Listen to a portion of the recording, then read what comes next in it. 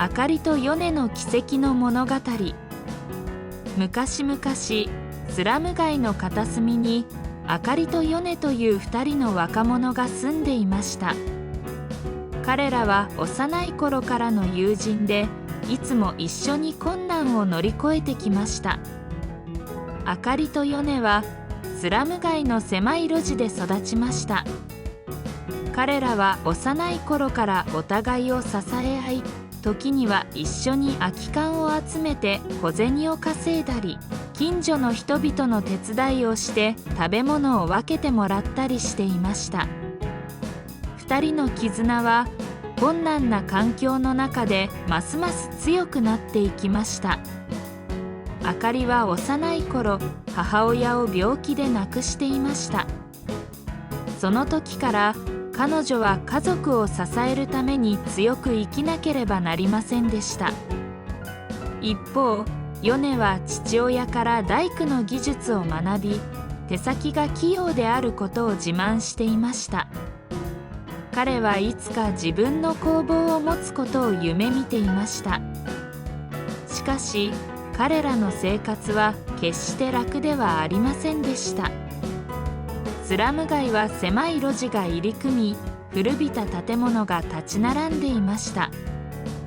道端にはゴミが散乱し、空気はいつも埃っぽかった。あかりと米が住む小さな部屋は、壁にひびが入り、雨が降ると屋根から水が漏れてきました。時には1円もなく、空腹に耐える日々もありました。ある日、あかりは米に言いました。私たち、こんな生活を変えたい。何か1年頑張ってみようよ。米も同意し、2人は新しい人生を切り開く決意をしました。最初の仕事は近所のトイレ掃除でした。誰もが嫌がる仕事でしたが、2人は一生懸命に掃除しました。あかりはトイレの隅々まで丁寧に掃除し、米は壊れた設備を修理するために工具を使いこなしました。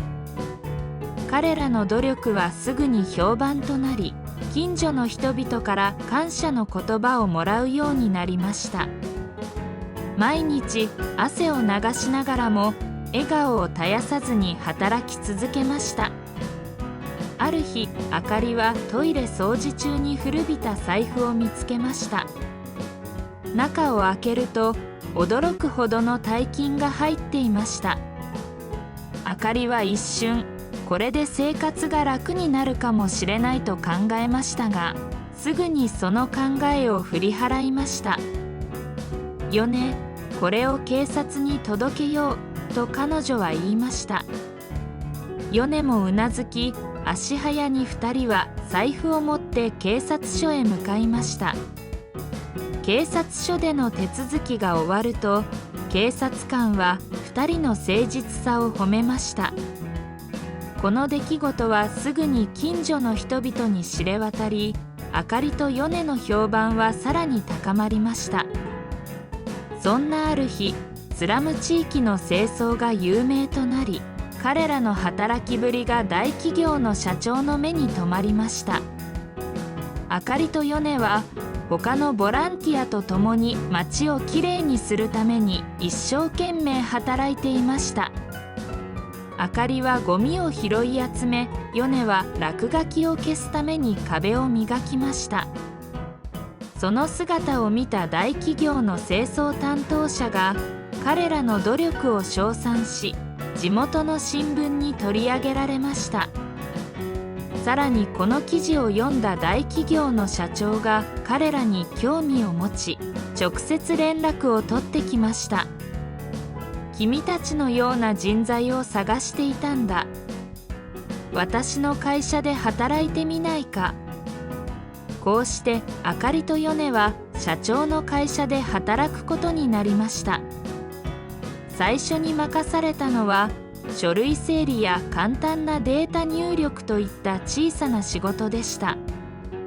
あかりは書類の山に囲まれながらも一つ一つ丁寧に整理し、ファイルを完璧に整頓しました。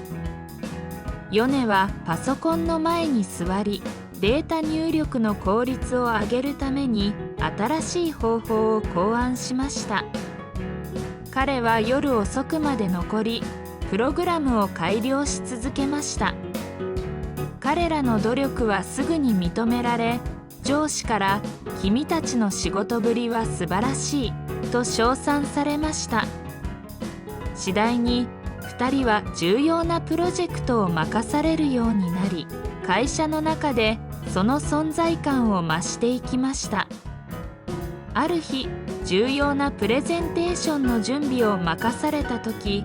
2人は徹夜で資料を作成し、完璧なプレゼンを行いました。あかりはプレゼンテーションの内容を緻密に計画し、米は視覚的に魅力的なスライドを作成しました。この成果が認められ、次第にプロジェクトマネージャーとしての役割を任されるようになりました。彼らの物語はどんなに厳しい状況でも1年頑張れば夢を叶えることができるという希望の象徴となりました。実はあかりと米の物語にはもう一つの奇跡の裏物語がありました。彼らの家には特別な能力を持つ2匹の動物が住んでいたのです。テレポートの能力を持つ犬のトムと人の心を読む猫の大福です。トムはどんな場所にも瞬時に移動できる能力を持っていました。彼はあかりと米が困った時に必要なものをすぐに取りに行くことができました。例えば、あかりがトイレ掃除中に必要な掃除道具を忘れた時、トムは一瞬で家に戻り道具を持ってきてくれました。一方、大福は人の心を読むことができました。彼はあかりと米の気持ちを察し、彼らが落ち込んでいる時にはそっと寄り添い、励ましの言葉を心の中で伝えました。大福の存在は2人にとって大きな支えとなっていました。ある日、あかりと米が地域の清掃イベントで働いている時、トムと大福も一緒に参加しました。トムはゴミを集めるのを手伝い、大福はボランティアたちの心を読み、適切なアドバイスを与えていました。その姿を見たイベントの主催者は、彼らの努力と特別な能力に感銘を受け、地元の新聞に取り上げられました。この記事を読んだ大企業の社長は、あかりと米だけでなくトムと大福にも興味を持ちました。彼は彼ら全員を会社に招き入れ、特別なプロジェクトを任せることにしました。トムのテレポート能力と大福の心を読む能力は会社の発展に大いに貢献しました。トムは重要な書類や道具を瞬時に運ぶことでプロジェクトの進行をスムーズにしました。大福はチームメンバーの気持ちを読み取り、適切なアドバイスを与えることでチームの士気を高めました。彼らの存在はあかりと米にとっても大きな支えとなり、プロジェクトの成功に欠かせない存在となりました。ある日、あかりと米は会社の重要なプレゼンテーションを任されました時、トムは必要な資料を瞬時に運び、大福はプレゼンテーション中に緊張しているメンバーを励ましました。彼らの手助けによりこの成果が認められ、2人はプロジェクトマネージャーとしての役割を任されることとなったのです。そして驚くことに、10数年後、あかりと米はついに大企業の社長にまで上り詰めたのです。あかりと米は自分たちの経験をもとに困難な状況にある人々を支援するための基金を設立しました。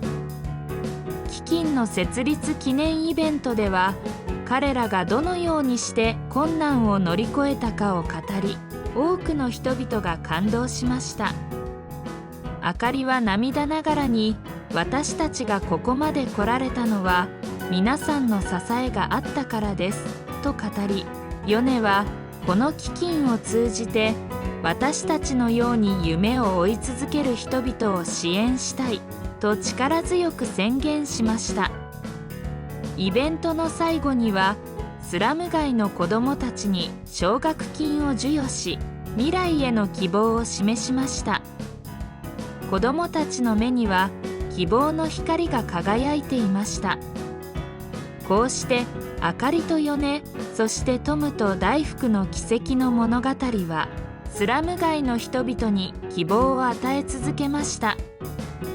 彼らの物語はどんなに厳しい状況でも1年頑張れば夢を叶えることができるという希望の象徴となりました。